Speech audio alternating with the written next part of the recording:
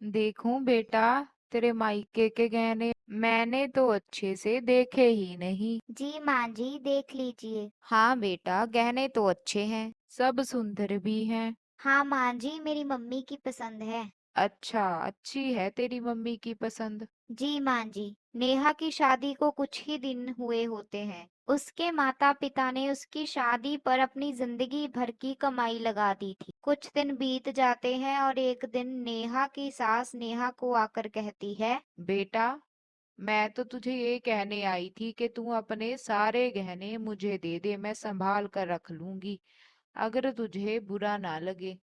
मैंने जहां पर अपने गहने अलमारी में संभाल कर रखे हैं वही रख दूंगी। आजकल सोने के गहने पहनने का कोई भरोसा नहीं, तुझे तो पता है चोरियां कितनी होती हैं। जी माँ जी, ठीक है, आप रुकिए, मैं आपको गहने निकाल कर दे देती हूँ। नेहा अपनी सास को सारे गहने निकाल कर दे देती है। ठीक है बेटा, जब भी तुझे पहनने होंगे मुझसे मांग लेना। नेहा की सास सारे गहने नेहा के पास से ले जाती है। एक दिन नेहा की सास अपनी बेटी को फोन करती है। मीना, कैसी है बेटी? हाँ माँ, मैं बिल्कुल ठीक हूँ। क्या हुआ बेटा, कितने दिन हो गए तू मिलने नहीं आई? बस क्या करूँ, घर के कामों से वक्त ही नहीं मिलता। अच्छा चल, तू मेरी बात सुन, कल को आ जाना, मुझे बहुत जरूरी काम है तुझसे। ठीक है माँ, आ जाऊंगी। दूसरे दिन मीना सुबह ही अपने मायके आ जाती है। लो माँ, मैं आ गई। अब बताओ क्या काम है। तभी नेहा मीना से मिलने आ जाती है। अरे मीना, तुम कब आई, मुझे बताया ही नहीं। बेटा अभी आई है, बस मिलने चली आई, शादी के बाद से चक्कर नहीं लगा था ना कोई।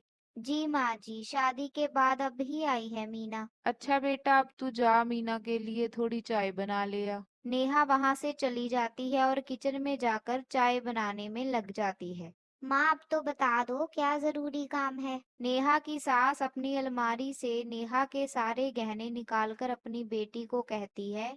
ये ले मीना, तेरी अमानत। मेरी अमानत मतलब माँ? अरे तेरी भाभी के मायके के गहने, और क्या। वाह माँ, आपने कैसे लिए ये गहने, और भाभी ने पूछा नहीं कुछ? अरे तू ये सब छोड़, बातें, गहने रख ले जल्दी से वरना तेरी भाभी आ जाएगी। नेहा की सास नेहा के सारे गहने अपनी बेटी मीना को दे देती है। कुछ दिन बीत जाते हैं। नेहा को अपने मायके की तरफ से एक फंक्शन में जाना होता है।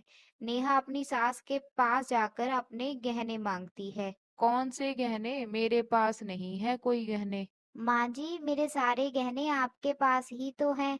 आपने मुझसे ले लिए थे कि संभाल कर रख लेंगी आप। हाँ लिए थे, पर अब मेरे पास नहीं है।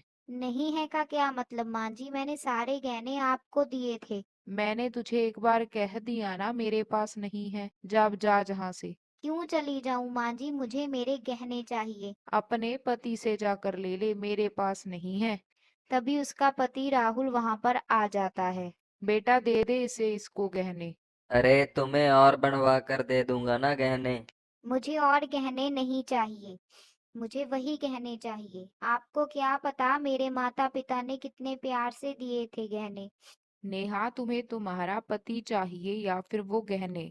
अरे मुझे नुकसान हो रहा था काम में, मुझे पैसों की जरूरत थी, तो मैंने तुम्हारे गहने बेच दिए। तुम्हारी गहनों की मदद से मेरा काम चल पड़ा।